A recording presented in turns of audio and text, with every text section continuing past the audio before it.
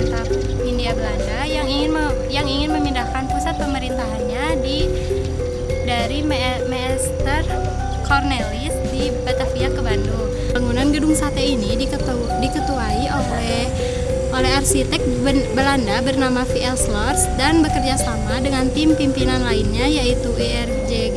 Gerber yang menggabungkan elemen-elemen gaya arsitektur neoklasik dengan sentuhan Art Deco yang terasa modern.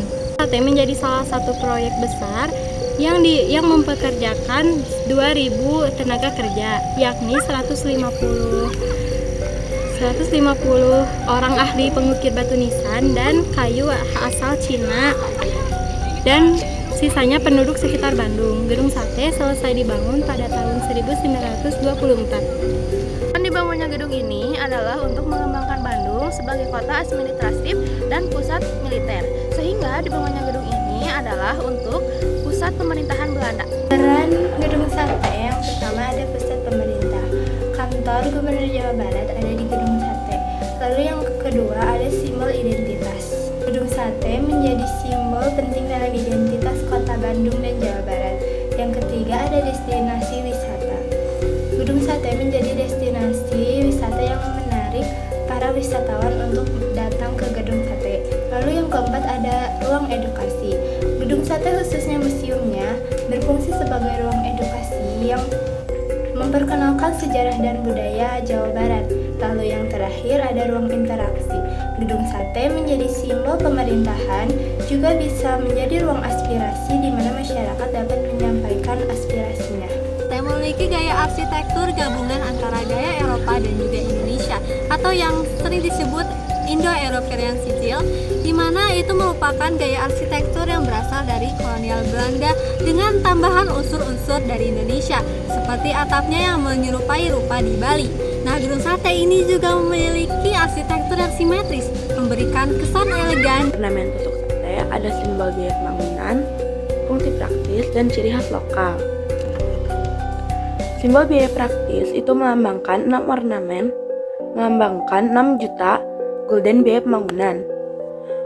Buat fungsi praktis itu berfungsi sebagai penangkal petir.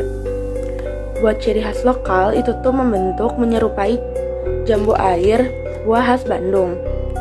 Nah, yang kedua ada ukiran dan ornamen lainnya, kayak kearifan lokal, budaya dan sejarah, terus integrasi budaya gitu. Nah, buat kearifan lokalnya ada mengandung unsur budaya Sunda dalam ukiran. Budaya dan sejarah itu mencerminkan identitas budaya dan sejarah kota Bandung.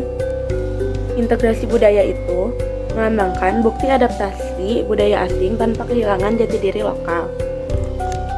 Nah, buat yang terakhir atau yang ketiga ada tata letak bangunan, ada estetika, lokasi strategis, terus yang terakhir ada kelestarian budaya. Estetika dan harmoni mencerminkan kecintaan masyarakat Bandung pada keindahan dan budaya. Buat lokasi strategis itu terletak di pusat kota, menjadi simbol pemerintahan dan sejarah. Kalau buat pelestarian budaya, itu mencerminkan tunjukkan komitmen masyarakat dalam menjaga warisan budaya. Gedung sate sering diadakan berbagai acara seperti Pesta Kuliner Jawa Barat, Hari Jadi Provinsi, serta pertunjukan seni. Selain itu, gedung sate juga sering menampilkan sejarah dan budaya Jawa Barat melalui berbagai cara, salah satunya pameran lukisan. Pameran lukisan yang menceritakan tentang budaya Jawa Barat pernah diselenggarakan di gedung sate loh. Acara-acara ini semakin meningkatkan kancah budaya kota Bandung dan meningkatkan kesadaran akan warisan arsitektur kota. Gedung sate ini menjadi simbol sejarah dan menjadi ikon arsitektur perpaduan antara Belanda dengan sentuhan tradisional. Filosofi di baliknya ada historis, perjuangan, dan interaksi ruang antara pemerintah dan masyarakat. Nilai budaya dan filosofi yang pertama ada simbol sejarah dan perjuangan. Gedung sate adalah saksi bisu berbagai peristiwa penting dalam sejarah masa kolonial dan perjuangan kemerdekaan. Yang kedua ada simbol pemerintahan. Gedung sate berfungsi menjadi ruang aspiratif bagi masyarakat untuk menyampaikan aspirasi mereka. Dan yang ketiga ada simbol arsitektur. Gedung Sate merupakan contoh arsitektur yang memadukan gaya kolonial Belanda dengan elemen tradisional. Dan yang keempat ada identitas budaya. Gedung Sate melambangkan kebanggaan masyarakat terhadap warisan sejarah dan arsitektur mereka. Yang kelima ada ruang publik. Gedung Sate sebagai ruang publik yang dapat diakses masyarakat untuk berinteraksi, belajar, berolahraga, dan berkreasi. Dan yang keenam ada simbol kreativitas dan inovasi. Gedung Sate dapat menjadi tempat untuk melahirkan karya-karya kreatif dan memicu inovasi dari berbagai komunitas, termasuk UMKM Jawa Barat. Bandung menawarkan beberapa fasilitas, contohnya seperti pada di gambar ini. Ada auditorium, pemutaran film sejarah, interaktif gas, VR 3D, dan IR pembangunan Gedung Sate. Ada fasilitas lainnya seperti parkiran, musola, kamar mandi, dan banyak lagi.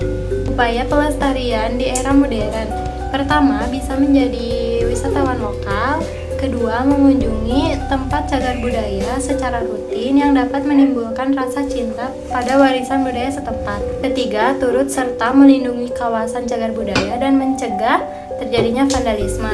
Keempat, melakukan upaya masif dan konstruktif seperti menyelenggarakan kampanye atau sosialisasi mengenai pentingnya merawat, menjaga, dan melestarikan cagar budaya. Yang terakhir, mempelajari sejarah dan nilai luhur yang diwariskan oleh para pendahulu. Dengan teknologi, semua informasi tentang sejarah mudah didapatkan.